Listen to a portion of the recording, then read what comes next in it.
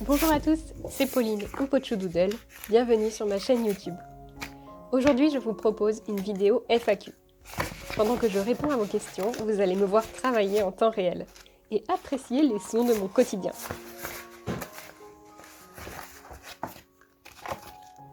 Si vous ne me connaissez pas, je suis ingénieure en bioinformatique de formation et en 2021, j'ai décidé de me reconvertir dans la création de contenu et l'illustration.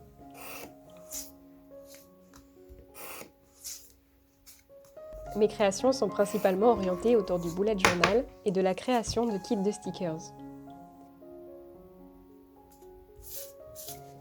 Je vous ai demandé sur Instagram ce que vous aimeriez savoir sur moi et mon travail. Je vous remercie pour toutes vos questions. Je vais y répondre en 2 temps. D'abord les questions sur ma vie personnelle, puis sur ma vie professionnelle.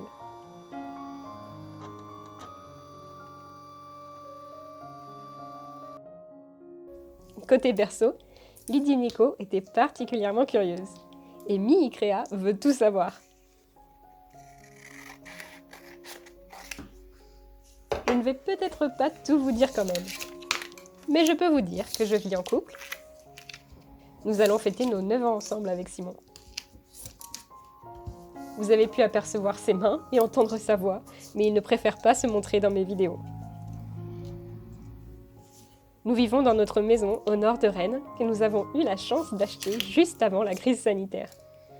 Nous avons emménagé 2 jours avant le premier confinement.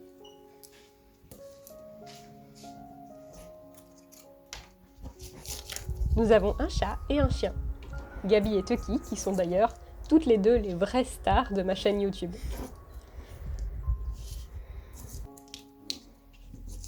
Comment est venue ma passion pour les stickers ? J'ai toujours aimé dessiner, et quand j'ai découvert le bullet journal en septembre 2018, j'y ai vu une opportunité de dessiner plus souvent et d'apporter de la créativité à mon quotidien. J'ai ensuite découvert tout un monde sur YouTube de partage autour de l'illustration et du bullet journal. J'ai adoré le concept de thèmes mensuels qui permettent de se challenger et d'avoir une cohérence dans son carnet tous les mois.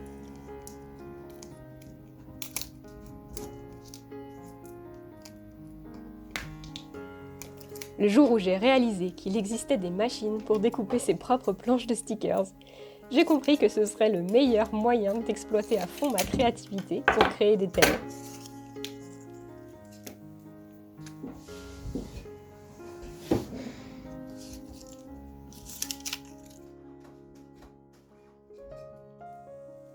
Ma source d'inspiration principale est Disney. Depuis janvier 2019, je fais un thème autour d'un film d'animation Disney tous les mois.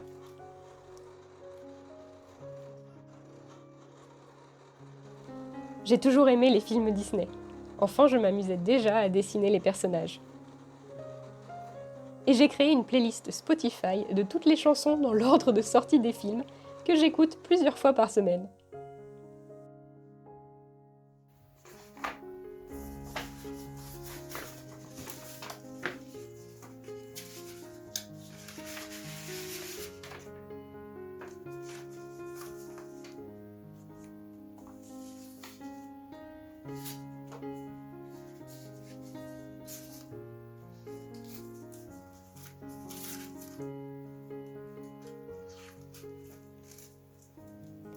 Calista me demande si en tant que fan Disney, je connais le jeu Kingdom Hearts. Je n'y ai jamais joué moi-même, mais je suis sûre que ça me plairait. Je le connais grâce à une amie qui y jouait quand on habitait ensemble. D'ailleurs, elle me demande quel sera mon thème bullet journal et stickers du mois de mars. Il va falloir patienter encore un tout petit peu. Je vous le ferai deviner mardi dans mes stories devinettes sur Instagram.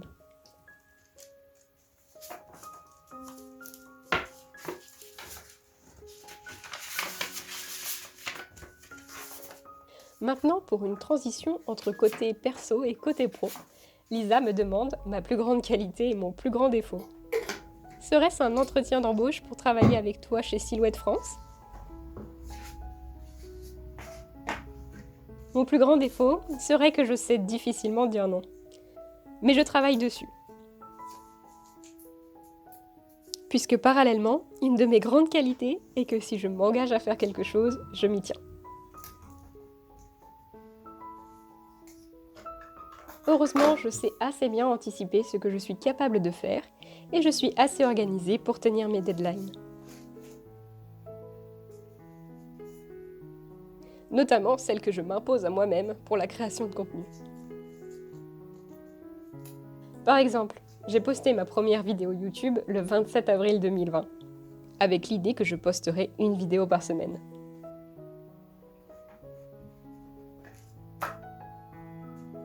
Nous allons bientôt fêter les 2 ans de cette chaîne et je n'ai pas loupé une seule semaine.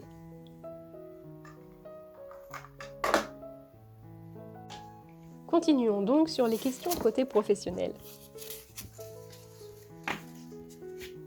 Amélie me demande si je travaille à plein temps sur mon business. Oui, depuis le 25 septembre 2021. Après la fin de mon dernier contrat en tant qu'ingénieur, j'ai décidé de profiter des aides de Pôle emploi pour essayer de vivre de mon activité. Mais j'ai commencé à créer du contenu sérieusement sur YouTube et Instagram en avril 2020. J'ai créé mon premier kit de stickers en mars 2021 et j'ai commencé à les vendre officiellement quand j'ai créé ma micro-entreprise en juillet 2021.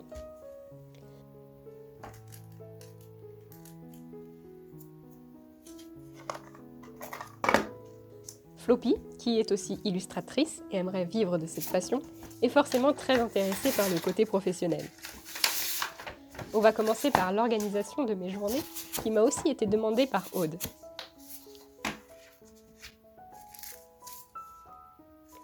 Vous pouvez vous en douter, cela a beaucoup changé depuis que je travaille à temps plein pour moi. Avant, dès le réveil, vers 7h, je travaillais sur ma création de stickers et de contenu jusqu'à 9h. Puis je m'y remettais à 17h à la fin de ma journée de travail et je faisais presque que ça de mes soirées et de mes week-ends.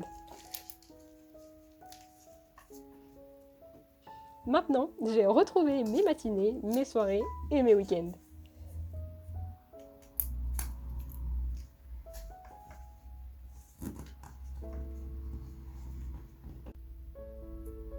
Voilà comment j'organise mes journées et mes semaines, idéalement, c'est-à-dire en dehors des périodes de rush qui sont la semaine avant la sortie de mon nouveau kit et de ma vidéo Plan With Me, c'est-à-dire la semaine qui arrive.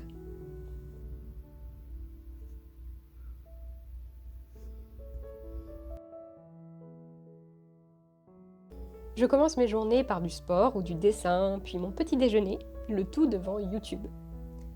Je commence à travailler à 9h avec 10 minutes de bullet journal.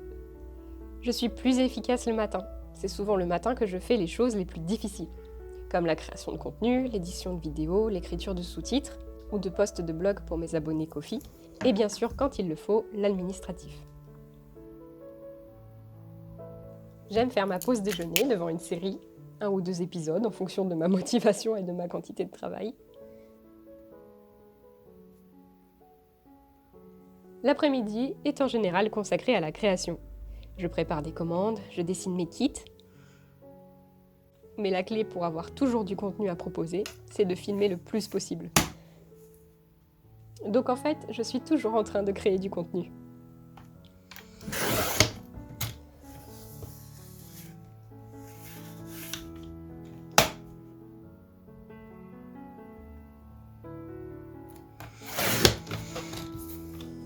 Puis à 17h, je me penche sur le post Instagram du jour. En général, ça va vite. J'ai déjà ma photo ou mon reel de prêt. Mais j'écris la légende au dernier moment. C'est quelque chose que je devrais mieux planifier. Mais pour l'instant, ça fonctionne. Je termine ma journée de travail vers 18h.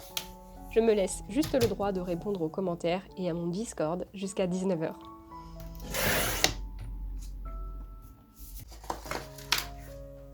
Ensuite, au niveau organisation de la semaine en général, je commence le lundi tranquillement, avec seulement les stories news de la semaine sur Instagram et pas d'autres créations de contenu.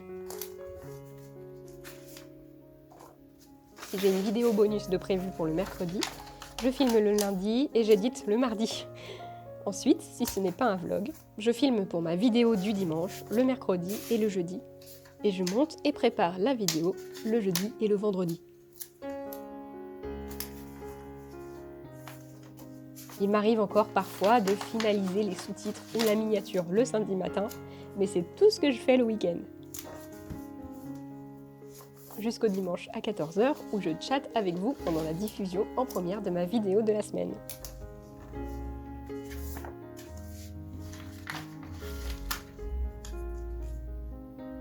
Ensuite, Floppy me demande quelles sont mes sources de revenus. Je pense que je vous ferai une vidéo détaillée à la fin du premier trimestre 2022 sur le sujet. Mais parlons rapidement de mes sources de revenus récurrentes. Évidemment, pour l'instant, mon revenu principal, c'est le chômage. Et je suis vraiment reconnaissante de vivre en France pour ça.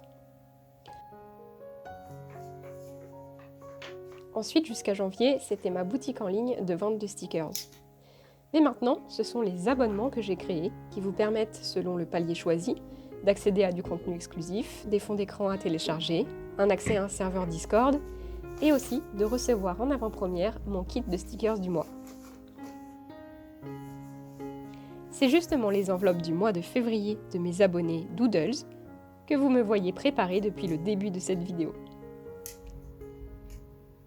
Et il est encore temps de vous abonner pour recevoir celui de mars.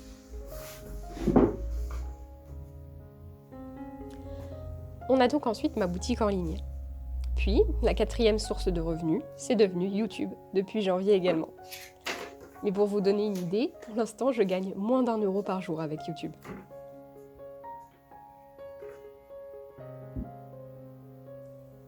Ensuite, on a ma boutique Redbubble, d'impression à la demande, qui vous permet d'imprimer certains de mes dessins sur des objets. Je ne gère rien de cette boutique, donc je ne gagne qu'un petit pourcentage sur chaque commande. Et ma dernière source, c'est l'affiliation. Il y a des liens dans la description de mes vidéos, qui référencent les produits que j'utilise dans la vidéo. Si vous achetez quelque chose à partir de ces liens, je touche une petite commission.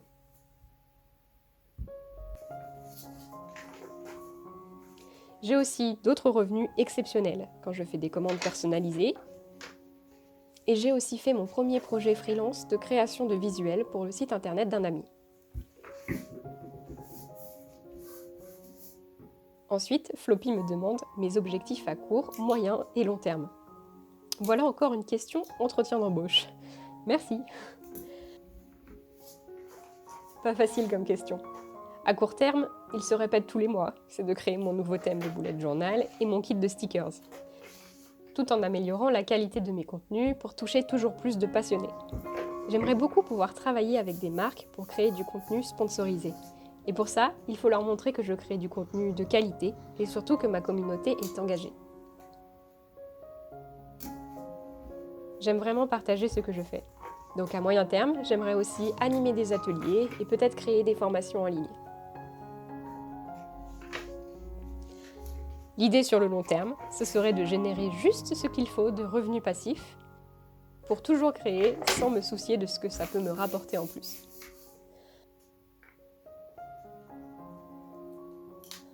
Enfin, on va terminer par 2 questions de Ludineko à propos de mes stickers. Elle me demande si ça a été difficile de maîtriser le programme pour les stickers. J'ai vraiment l'habitude d'utiliser les outils informatiques, donc ça m'aide sûrement. Mais je n'ai eu aucun souci à maîtriser les logiciels, que ce soit le dessin sur Sketchbook ou la découpe de stickers avec Silhouette Studio. D'ailleurs, j'ai fait toute une série de tutoriels sur les machines Silhouette et le logiciel si ça vous intéresse. Ensuite, Ludi me demande si j'aimerais faire des coffrets surprises de stickers. C'est à réfléchir. Mais ce que j'aimerais faire cette année et qui s'en rapproche, c'est un calendrier de l'Avent en décembre. Et voilà, nous avons fait le tour des questions. J'espère que cette vidéo vous a plu. N'hésitez pas à me poser d'autres questions en commentaire. Comme vous l'avez compris, je rêve de pouvoir vivre de mon activité et YouTube joue vraiment un rôle important. Donc vous pouvez m'aider en vous abonnant, en likant la vidéo et en allant voir ou revoir mes précédentes vidéos. Merci pour votre soutien, je vous souhaite une très bonne semaine et à bientôt!